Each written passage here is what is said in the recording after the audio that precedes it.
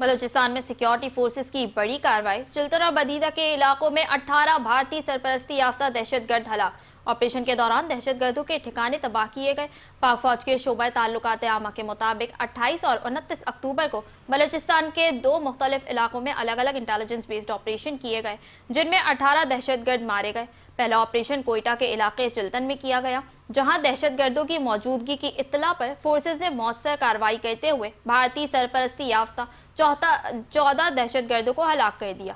दूसरा ऑपरेशन कीच के इलाके बलीदा में किया गया, जहां दहशतगर्दों के ठिकाने को तबाह करके 4 दहशतगर्दों को हलाक किया गया। ISPR के मुताबिक दहशतगर्दों से असलहा, गोला बारूद और बारूदी मवाद बरामद किया गया, जो मुख्तलिफ दहशतगर्दाना कार्रवाइयों में मुलव्वस थे।